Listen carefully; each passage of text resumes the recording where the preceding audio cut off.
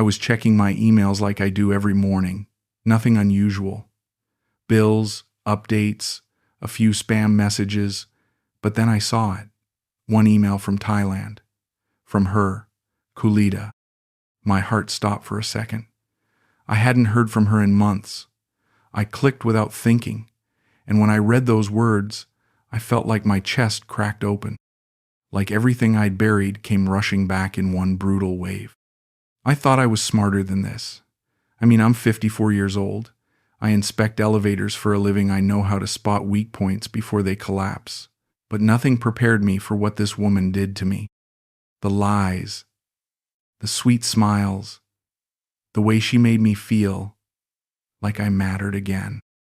It's hard to admit you were fooled, that you weren't the exception, that maybe, just maybe, you were exactly the type they talk about in those stories. And now here I am, sitting alone with $18,000 less in my account and a heart that still doesn't know what's real anymore. To anyone watching this, whether you've been through something similar or you're just curious about how love can go wrong in a place like Pattaya, I want to say thank you.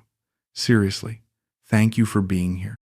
If this story speaks to you in any way, please hit that like button, leave a comment, and tell me where you're watching from. I read every single one. And to those of you who've been coming back video after video, you don't know how much that means to me. Super thank you for sticking with me through all this. What happened with Kulita wasn't just about money.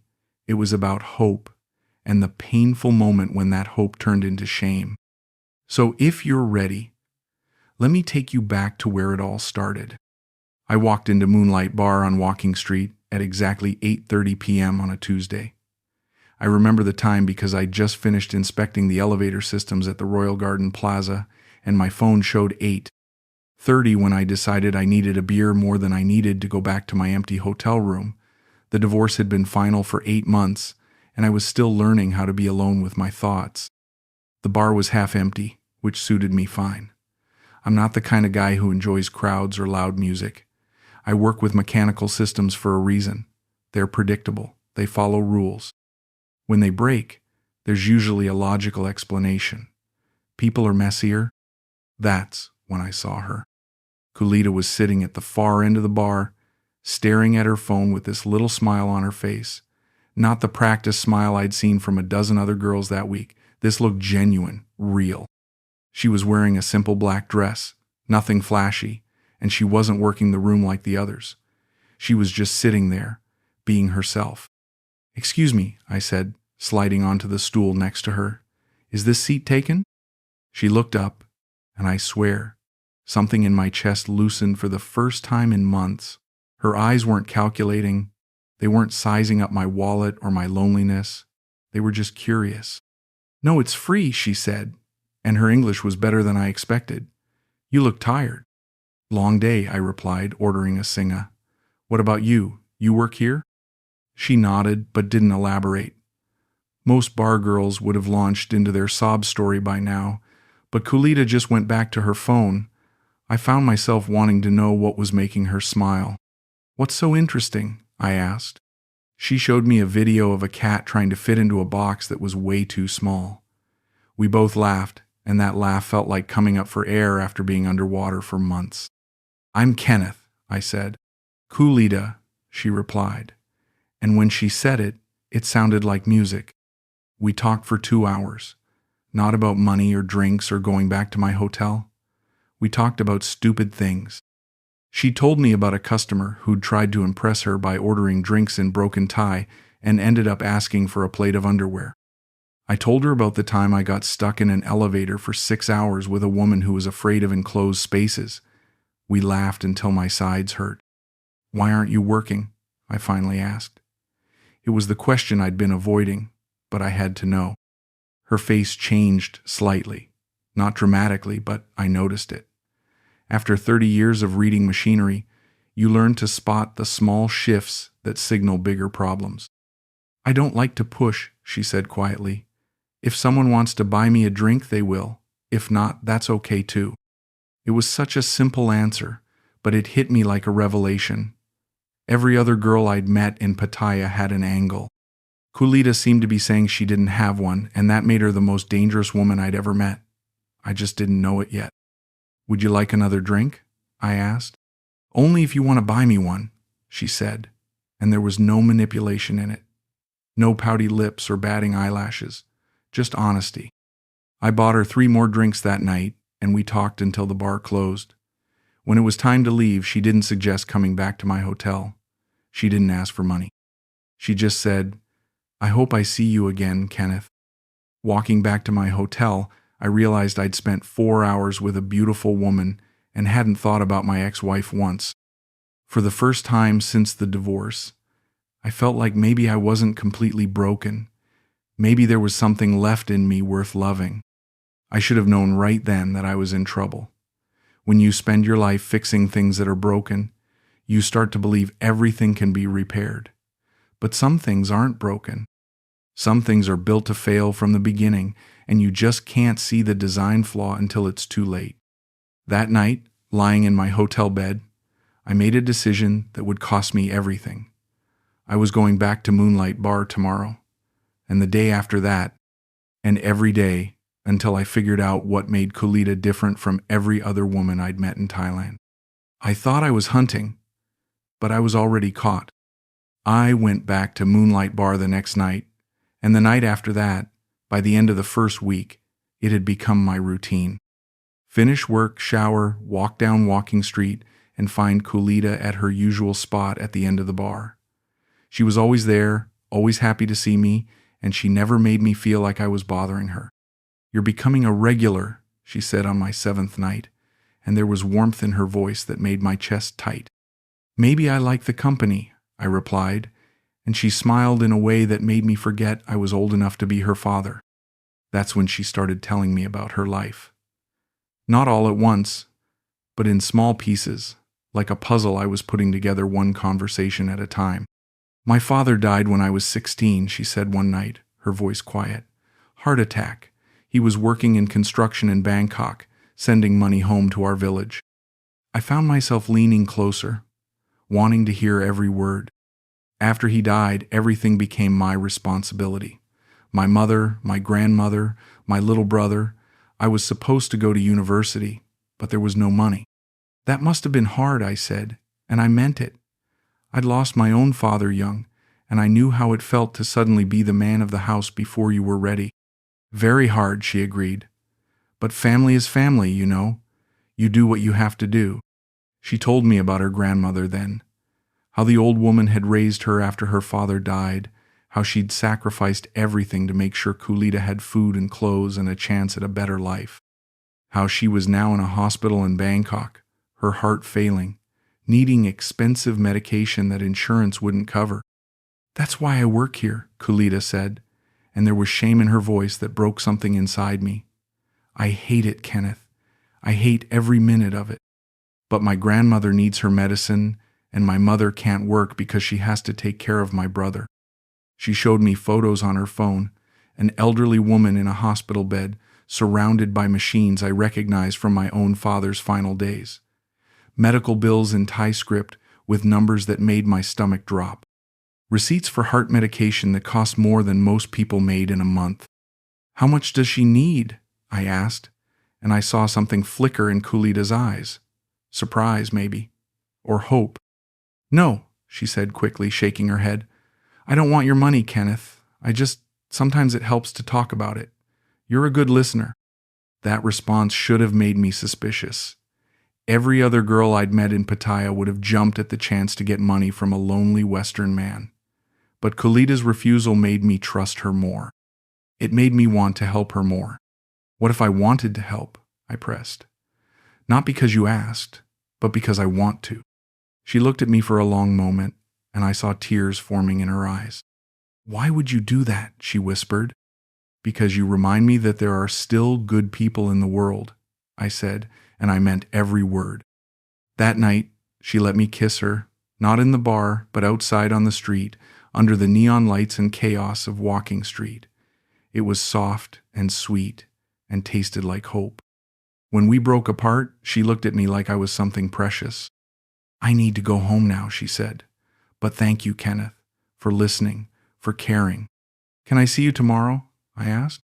I'll be here, she said, and the way she said it made it sound like a promise. Walking back to my hotel that night, I felt something I hadn't felt since before my marriage fell apart. I felt needed, important, like I mattered to someone who mattered to me. I was already planning how I could help her. Maybe I could extend my stay in Thailand. Maybe I could wire some money for her grandmother's medication. Maybe I could be the kind of man who saved someone instead of just watching everything fall apart. I should have remembered what I learned in my first year as an elevator inspector. When something seems too good to be true, when all the safety systems seem to be working perfectly, that's usually when you're about to find the fatal flaw that brings the whole thing crashing down. But I didn't want to inspect Khalida. I wanted to believe in her, and that want made me blind to everything I should have seen coming. 2 weeks later, I made the decision that changed everything. Instead of flying back to Cleveland, I called my supervisor and extended my stay in Thailand. I told him there were more elevator systems to inspect, that the project was more complex than we'd originally thought. The truth was simpler and more pathetic. I couldn't leave Khalida. I moved out of my hotel and into a small apartment near the beach. It wasn't much, but it was private, and it meant I could spend more time with her away from the noise and chaos of Walking Street. "You did this for me?" she asked when I showed her the place. "I did this for us," I said, and the way her face lit up made me feel like I'd won the lottery. That's when she introduced me to Sam. "This is my cousin," Khalida said, bringing a thin woman with short hair and calculating eyes to our table at a beachside restaurant. "She lives in Bangkok with my grandmother." Sam spoke decent English and immediately launched into stories about how devoted Khalida was to her family, how she sent every baht she earned home, how their grandmother talked about her constantly. "Khalida is good girl," Sam said, her voice earnest. "Very good heart. She'd take care of everyone." It should have felt natural, meeting family, but something about Sam made me uncomfortable. The way she watched me when she thought I wasn't looking. The way she and Khalida would switch to rapid Thai whenever I asked specific questions about their grandmother's condition. But I pushed the feeling down. I was in love, and love makes you stupid in ways you don't realize until it's too late. Khalida started spending most nights at my apartment. She cooked for me, simple Thai dishes that tasted better than anything I'd eaten in restaurants. She laughed at my stories about broken elevators and drunk tourists. She curled up next to me while I worked on my laptop, asking questions about my job that made me feel important. "In America, you must make good money," she said one evening, tracing patterns on my chest. "It's decent," I replied. "Not rich, but comfortable. I would like to see America someday," she said wistfully. "Maybe visit you there." The thought of showing her my life in Cleveland, introducing her to my friends, having someone to come home to again, made my heart race. But then her phone started buzzing. It happened constantly. Text messages that would make her frown and type quick replies. Phone calls she'd take in the bathroom or on the balcony, speaking in hushed Thai. When I asked about it, she'd say it was her mother or some or work-related things. "Everything okay?" I'd ask. "Just family problems," she'd reply, but she wouldn't meet my eyes. One night, I woke up and found her sitting on the balcony at 3 a.m., crying while she talked on the phone. When she came back to bed, I pretended to be asleep, but I could feel the tension radiating from her body.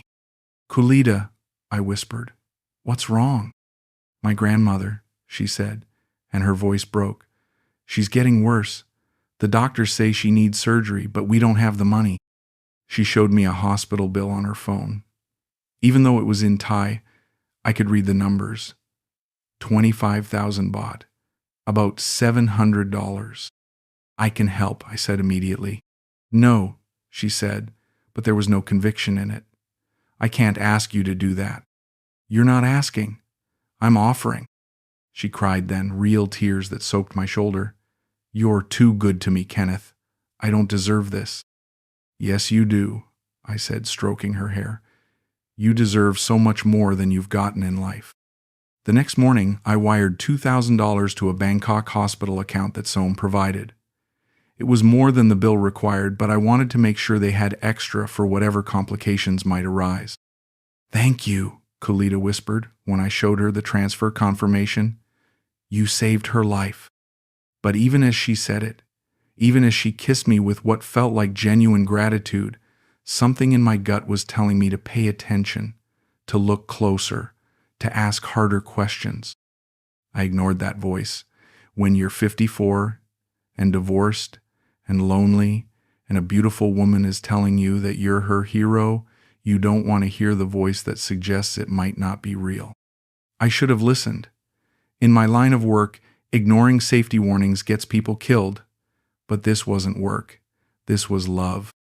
And love, I was learning, can be just as dangerous as a broken elevator cable. You just don't realize you're falling until it's too late to grab onto anything solid.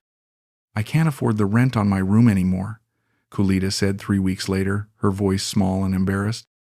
Since I've been spending so much time here with you, I haven't been working as much. The money from my grandmother's surgery bill used up all my savings. She was standing in my kitchen, making pad thai for dinner, and she wouldn't look at me when she spoke. The shame in her posture made my chest ache. Move in with me, I said without hesitation. She turned around, her eyes wide. Kenneth, I can't. It's too much to ask. You didn't ask. I offered. I walked over and put my hands on her shoulders. I want you here. I want to wake up next to you every morning. The smile that spread across her face was worth every red flag I was ignoring. Living with Kalita felt like stepping into a life I'd forgotten I wanted. She transformed my sterile apartment into something that felt like home, fresh flowers on the table, the smell of jasmine incense in the evenings, the sound of her humming Thai songs while she cooked. What does that mean? I asked one evening as she sang softly while washing dishes. It's about missing someone, she said, her English careful. About wanting to be with the person you love, even when they're far away. Teach me, I said. She laughed, a sound like silver bells. Your pronunciation is terrible, but I'll try. We spent the next hour with her patiently correcting my attempts at Thai while I taught her more English words. When she struggled with a particularly difficult word, she'd scrunch up her nose in concentration, and I'd fall in love with her all over again. Kenneth, she said one night as we lay in bed, her head on my chest. Do you think about the future? What kind of future? Our future, together. My heart started racing. What do you want our future to look like? I want to visit America, meet your family, see where you live. Maybe, she paused, suddenly shy, maybe stay there with you. The picture she painted was everything I'd been afraid to hope for. A second chance at the kind of happiness I thought I'd lost forever. We'd need to get you a visa, I said, already planning in my head. Some know someone who helps with visas, she said quickly. A agent who specializes in tourist visas for Thai women. But it's expensive. How expensive? $3,000 for the application and processing fees. It was a lot of money, but the thought of showing Kalita my life in Cleveland, of not having to say goodbye when my extended stay ended, made it seem like the best investment I'd ever make. Let's do it, I said. She sat up in bed, her eyes shining. Really? You mean it? I mean it. She kissed me then, with an intensity that made my whole body come alive. I love you, Kenneth, she whispered against my lips. I love you so much. It was the first time either of us had said those words, and hearing them from her mouth made me feel like I could conquer the world. But as the weeks passed, the requests for money kept coming. Her mother needed surgery for a back injury. The roof on their family home was damaged in a storm. Her brother needed money for school fees. Each time, Kalita would show me documentation in Thai, tears in her eyes, apologizing for even mentioning it. I hate asking you for this, she'd say. It makes me feel like one of those girls. You're not one of those girls, I'd reassure her. You're the woman I love, and I want to help your family. By the end of 2 months, I'd wired almost $15,000 to various accounts that Som provided. My savings account was nearly empty, but I told myself it was an investment in our future, in the life we were building together. You make me feel safe, Kulita said one evening as we watched the sunset from our balcony. For the first time in my life, I don't have to worry about money or taking care of everyone. I can just be happy. That's all I want, I said, pulling her closer. For you to be happy. But late at night, when she thought I was asleep, I'd sometimes catch her on her phone, typing messages in Thai with an expression I couldn't read. When I asked about it, she'd say it was just her mother or Som updating them about her visa application. Everything's moving forward, she'd say. Soon we'll be together in America. I believed her because I wanted to believe her, because the alternative was admitting that everything I felt, everything we had together, might be built on lies. And I wasn't ready to face that possibility. Not yet. The visa interview is next week, Kulita announced one morning, her voice bubbling with excitement. Som's agent says everything looks perfect. We just need to go to Bangkok to meet with the embassy officials. My stomach dropped. We? You have to come with me, she said, her eyes wide with innocent surprise. They need to interview both of us, to make sure our relationship is real. Something about the way she said it made my skin crawl. But I pushed the feeling down. This was what we'd been working toward for months. The next step in our life together. Of course, I said. Whatever you need. The night before we left for Bangkok, Kulita was more affectionate than she'd been in weeks. She cooked my favorite meal, wore the dress I'd bought her for her birthday, and made love to me with an intensity that left me breathless. Thank you, she whispered afterward, her head on my chest. For everything. For believing in us. For making this possible. I'd do anything for you, I said, and I meant it. The U.S. consulate in Bangkok was a fortress of glass and steel that made me nervous just looking at it. Kulita held my hand as we walked through security, but I could feel the tension in her grip. Are you okay? I asked. Just nervous, she replied. This is so important for us. We were directed to separate waiting areas, which surprised me. When I asked why, the receptionist explained that they interviewed sponsors and applicants separately to ensure the authenticity of the relationship. I waited for 3 hours, going over all the details of our relationship in my head, preparing to convince some bureaucrat that what Kulita and I had was real. When they finally called my name, I was ready to defend our love against any skepticism. The visa officer was a middle-aged woman with kind eyes and a tired expression. She reviewed my paperwork for several minutes before looking up at me. Mr. Kenneth, she said gently, I need to ask you some questions about your relationship with Miss Kulita. Of course, I said. Ask me anything. How long have you known her? 6 months. And you've been financially supporting her during this time? I've helped with some family emergencies, yes. The officer nodded, making notes. Then she looked at me with an expression I couldn't read. Mr. Kenneth, I have to inform you that there is no visa application on file under the name Kulita Srisai. The words hit me like a physical blow. What do you mean? We have no record of any application, payment, or appointment for a tourist visa under that name. I'm afraid you may have been the victim of a scam. The room started spinning. But we paid the agent $3,000. Some gave us all the paperwork. I'm very sorry, the officer said, her voice genuinely sympathetic. This is unfortunately not uncommon. Fraudulent agents often target foreign men in relationships with local women.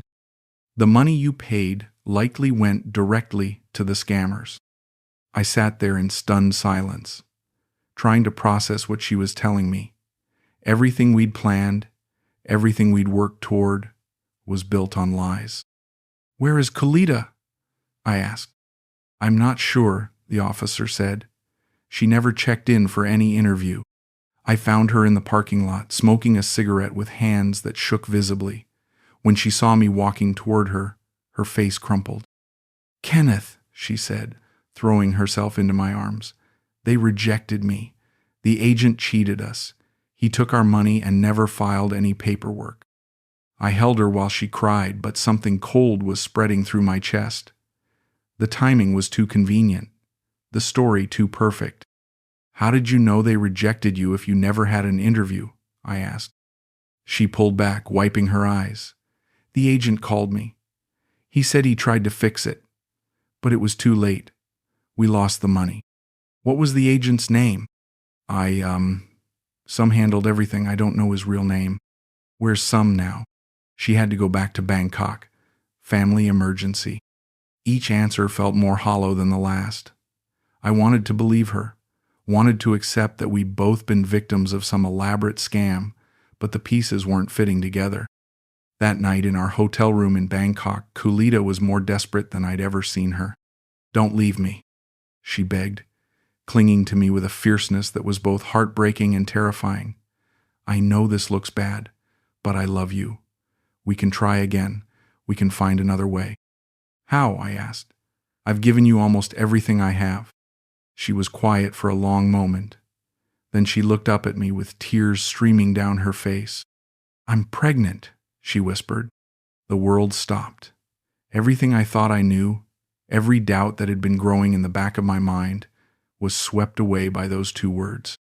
"What?" "I'm pregnant, Kenneth. With your baby. We're going to be a family." I should have asked for proof. Should have demanded a pregnancy test. Should have listened to the voice in my head that was screaming that this was all too convenient, too perfectly timed. Instead, I held her while she cried and promised her that everything would be okay, that we'd figure it out together.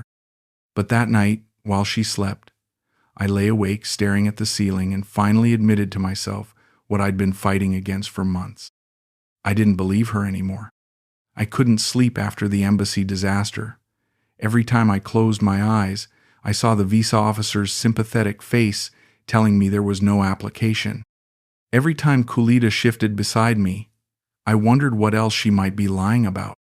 At 4 a.m., I gave up trying to sleep and took a walk through Bangkok's empty streets. I ended up at an internet cafe, nursing a cup of terrible coffee and doing something I should have done months ago. I started researching. Thai girlfriend scam brought up hundreds of results. Story after story that sounded exactly like mine. The sick grandmother, the family emergencies, the visa agent who takes your money and disappears, the pregnancy claim when everything else falls apart. I felt sick reading them, but I couldn't stop. Each story was like looking in a mirror, seeing my own stupidity reflected back at me in painful detail. One forum post caught my attention. A guy from Australia describing a woman named Kulita who'd taken him for $20,000. The details were too specific to be coincidence. The same sick grandmother story, the same cousin named Some who handled all the financial arrangements. My hands were shaking as I screenshot the post and saved it to my phone. When I got back to the hotel, Kulita was awake, sitting on the edge of the bed with her phone pressed to her ear. She was speaking rapid Thai, her voice urgent and upset. When she saw me, she quickly ended the call. "Where were you?" she asked. "I was worried. Couldn't sleep. Went for a walk." She nodded, but her eyes were scanning my face like she was looking for something. "Some called. She's very upset about what happened with the visa. She wants to meet with us today to figure out what went wrong." "Where has Some been staying?" I asked. "With friends in Bangkok." "Why?" "Just curious. We've been sending money to help with your grandmother's care, but I've never actually seen where she lives." Something flickered across Kulita's face. "Her friends have a small apartment, not nice enough for guests. I'd like to meet these friends." "Kenneth, why are you asking so many questions?" Her voice had an edge I'd never heard before. "Because I'm starting to think I don't know anything real about your life." The mask slipped for just a second. I saw something cold and calculating in her eyes before she forced them to fill with tears. "How can you say that?" she whispered. "After everything we've been through together, I'm carrying your baby, and you're treating me like a stranger." "Then show me the pregnancy test." "It's too early for a test. I just know. A woman knows these things." I wanted to believe her. Even with all the evidence piling up, part of me still wanted to believe that this was real, that she loved me, that we had a future together. "Let's go see Some," I said. We met her at a restaurant in Sukhumvit, the kind of upscale place that would cost a week's salary for most Thai workers. Some was wearing designer clothes and gold jewelry that looked expensive. Too expensive for someone whose family was struggling with medical bills. Kenneth, she said, standing to greet me with theatrical sadness, I'm so sorry about what happened. The agent, he cheated all of us. What was his name? I asked. Mr. Annan. Very bad man. He took money from many people. Where's his office? Som and Kulita exchanged a quick glance. He disappeared, Som said. Police are looking for him. I nodded and smiled, but inside I was taking notes. Every hesitation, every glance, every answer that came just a little too quickly. Some, I said casually. How is Kalita's grandmother doing? I'd love to visit her while we're in Bangkok. The silence stretched for 3 heartbeats too long. She's sleeping, Some said finally. Very weak. Doctors say no visitors. Which hospital? Another glance between them. Bumrungrad, Kulita said quickly. That's strange, I said. I called Bumrungrad this morning to ask about visiting hours. They have no patient registered under your grandmother's name. The color drained from both their faces. Som started speaking rapid Thai to Kulita, her voice sharp and urgent. English, please, I said, since this concerns me. She's just upset, Kulita said, but her voice was shaking. The stress of everything. I stood up from the table. I think I need some air. But instead of going outside, I went to the restaurant's bathroom and called the one number I'd memorized from my internet research, a private investigator who specialized in romance scams. I need help, I whispered into the phone, and I need it fast. When I came back to the table, Some was gone, and Kulita was crying into her napkin. Where did she go? I asked. She had to leave. Family emergency. It was the same phrase she used every time someone disappeared or something didn't add up. I was starting to hate those words. Kulita, I said, sitting down across from her, I need you to tell me the truth, about everything. She looked up at me with eyes full of tears and desperation. I am telling you the truth. Why won't you believe me? Because I love you, I said, and it was the most honest thing I'd said in months. And because of that, I've been ignoring things I shouldn't ignore. But I can't do it anymore. She reached across the table and grabbed my hands. Don't give up on us, Kenneth. Please. I know things look bad, but we can fix this. We can make it work. Looking into her eyes, I realized that part of me would always love the woman I thought she was, but I was finally starting to understand that woman had never existed. She was just a character Kulita played when she needed something from me. I hired Narong, the private investigator, the next morning. He was a small, quiet man who spoke excellent English and asked no questions about why I needed him to investigate my girlfriend. Give me 3 days, he said. I'll find out everything you need to know. Those 3 days were the longest of my life. Kulita sensed something was wrong, and she became more desperate, more clinging than ever before. She talked constantly about our future, about the baby, about how we just needed to get through this rough patch and everything would be perfect. Let's go back to Pattaya, she suggested. Start over. Forget about the visa for now. What about your grandmother? I asked. Some is taking care of everything, she said quickly. We don't need to worry about that anymore. On the 3rd day, Narong called. Can you meet me at my office? He asked. I have information for you. His office was a small, cluttered room above a noodle shop. The walls were covered with photographs and documents from various cases. He gestured for me to sit across from his desk. Mr. Kenneth, he said gently, I'm sorry to tell you this, but almost everything you've been told is a lie. He opened a folder and spread out photographs and documents across his desk. This woman you know is Kulita. Her real name is Siraporn Jady. She's 26 years old, not 24. She's been running romance scams for at least 3 years. He showed me printouts of Facebook profiles, dating site accounts, and online forums where men described being scammed by someone matching her description. Her grandmother died 10 years ago. The woman in the hospital photographs is a stock photo from a medical website. The prescriptions and bills were all fabricated. Each revelation felt like a physical blow, but I forced myself to keep listening. Some is not her cousin.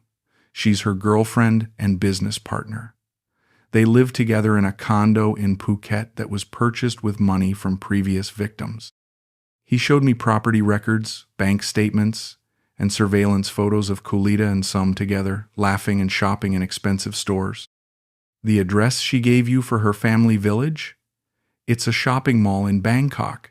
The phone number for her mother? It belongs to Som. What about the pregnancy? I asked, my voice barely a whisper. Narong shook his head. I followed her to a clinic yesterday. She had a routine checkup. No pregnancy. According to the receptionist I spoke with, she's been on birth control for years. The room started spinning.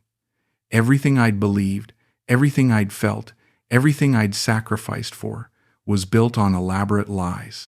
How many men? I asked. That I can verify? At least 12 in the past 3 years. Probably more. He showed me a spreadsheet with names, nationalities, ages, and amounts stolen. I was just another line item in a very profitable business. Mr. Kenneth, Narong said, I have to ask, do you want me to gather evidence for a police report? What they've done is fraud. You could prosecute. I stared at the photographs of Kulita laughing with Sum, wearing clothes I'd bought her, living in a condo I'd helped pay for. In those pictures, she looked genuinely happy in a way I'd never seen when she was with me. No, I said finally, I just want it to be over. Narong nodded understandingly. Many men make that choice. The emotional cost of prosecution often outweighs any justice you might get. I paid him his fee and walked out into the Bangkok heat, carrying a folder full of evidence that my entire relationship had been a performance designed to separate me from my money. The worst part wasn't the money, though $18,000 was nearly everything I had saved. The worst part was realizing that every moment I'd treasured, every word of love she'd whispered, every time she'd made me feel like I mattered, had been carefully calculated lies. When I got back to the hotel, Kulita was gone. Her clothes, her phone charger, her toiletries, everything that proved she'd ever been part of my life. On the bed was a handwritten note in broken English. Kenneth, I am very sorry, but my grandmother died last night. I have to go back to village for funeral. I will call you when I can. Please don't try to find me. I love you. Kulita. Even her goodbye was a lie. I called the hotel front desk and asked to see the security footage from the hallway. The manager was reluctant until I explained that my girlfriend had disappeared and I was worried something had happened to her. The footage showed Kulita leaving at 2 p.m. with 2 large suitcases, and Som. They were both laughing as they waited for the elevator.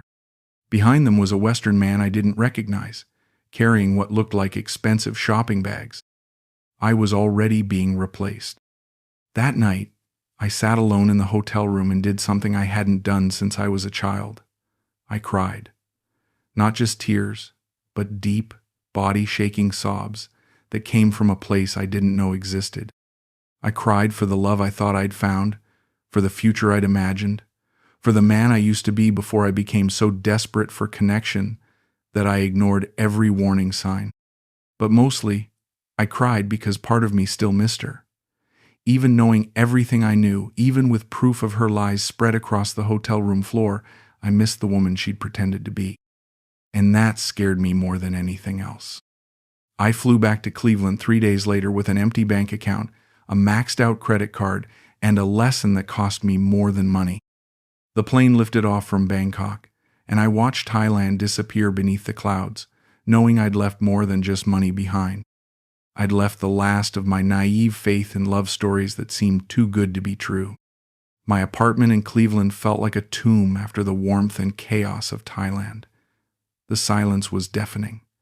No sound of Kulita humming in the kitchen, no smell of jasmine incense, no one to talk to about my day. Just me and the crushing weight of my own stupidity.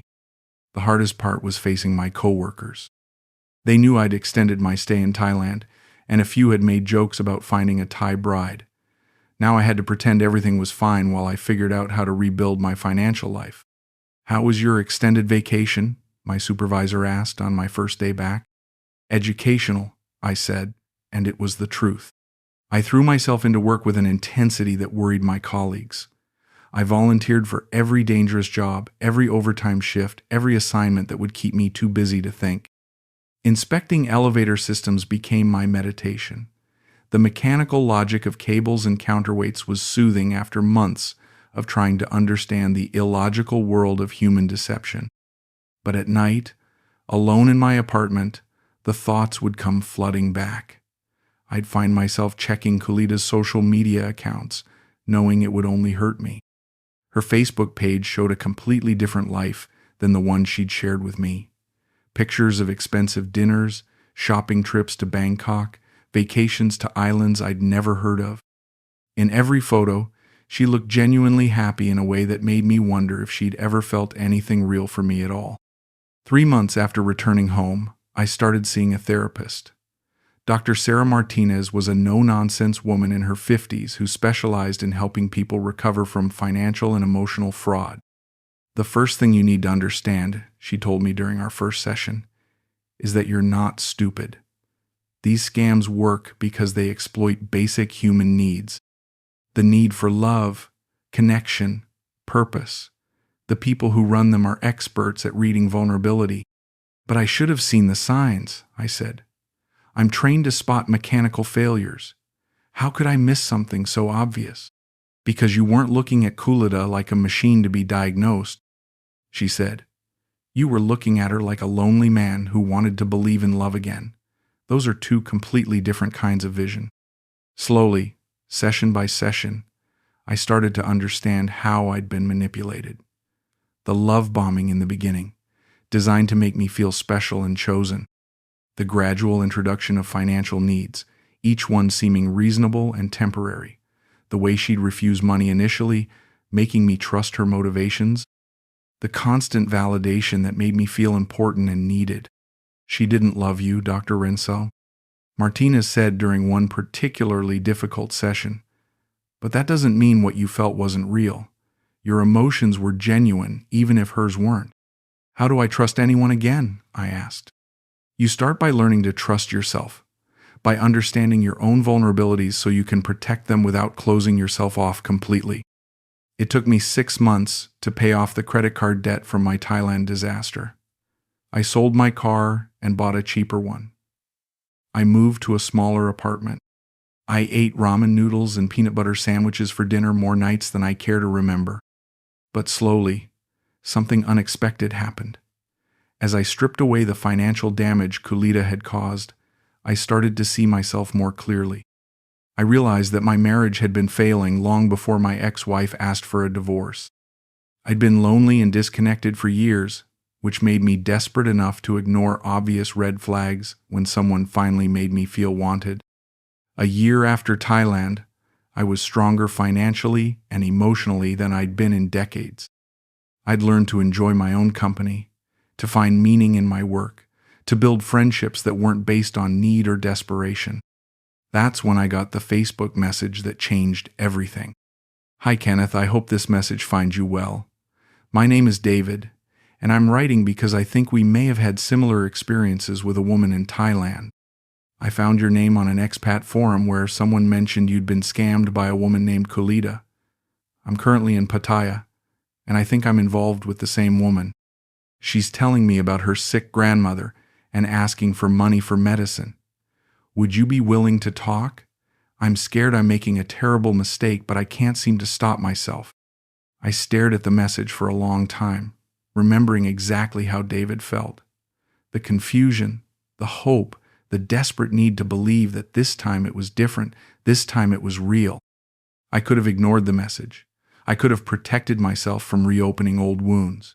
But I remembered how alone I'd felt in Thailand, how much I would have given for someone to warn me before it was too late. I wrote back immediately. David, yes, I was scammed by someone using the name Kulida. I lost $18,000 and nearly lost my sanity. If you're willing to listen, I'll tell you everything I wish someone had told me. You're not alone in this, and it's not too late to save yourself. We talked for 3 hours that night over video chat. I showed him the evidence Narong had gathered, the patterns I'd learned to recognize, the ways Kulita had manipulated my emotions to override my common sense. I watched his face as the reality sank in, saw him go through the same stages of denial and anger and devastation that I'd experienced. "Thank you," he said when we finally hung up. "I don't know if I'm strong enough to walk away, but at least now I know what I'm walking away from." A week later, he messaged me again. "I did it. I left Thailand without giving her another dollar. It was the hardest thing I've ever done, but I did it. Thank you for saving me." That's when I realized what I needed to do with my story. I started a blog called The Elevator Inspector's Guide to Romance Scams. Not because I thought I was an expert on love, but because I understood how good people could make terrible decisions when they were lonely and desperate for connection. The responses were overwhelming. Hundreds of men shared their own stories of being manipulated by women in Thailand, Vietnam, Philippines, and other countries where economic desperation created perfect conditions for romance scams. But more importantly, dozens of men contacted me before they lost everything, asking for advice about relationships that sounded too familiar. I couldn't save them all. Some were too deep in the fantasy to listen to warnings. Some wanted to believe so badly that they chose the lie over the truth. But for every man I couldn't help, there was another David who managed to walk away with his dignity and savings intact. What no one warns you about dating Thai women, or any women in countries with significant economic inequality, is that desperation creates predators. Not all Thai women are scammers, just like not all Western men are easy marks. But when poverty meets loneliness, when survival meets emotional need, the conditions are perfect for relationships built on exploitation rather than love. The real warning isn't about Thai women or bar girls or romance scams. The real warning is about knowing yourself well enough to recognize when your needs are making you vulnerable to people who would exploit them. I never heard from Kulita again directly, but I've seen her operation evolve through the men who contact me. She's moved from Pattaya to Phuket to Bangkok, changed her name from Kulita to Ploy to Nim, updated her sob story to match current events. The sick grandmother became a sick mother, then a brother with cancer, then a family business destroyed by COVID. But the pattern remains the same. Find a lonely Western man, make him feel special and needed, create a crisis that requires money, extract everything possible before moving on to the next target. I'm 56 now, 2 years older, and infinitely wiser than the man who walked into Moonlight Bar looking for nothing more than a beer and some conversation. I'm dating again, carefully and locally, with women who have their own lives and jobs and don't need me to rescue them from anything.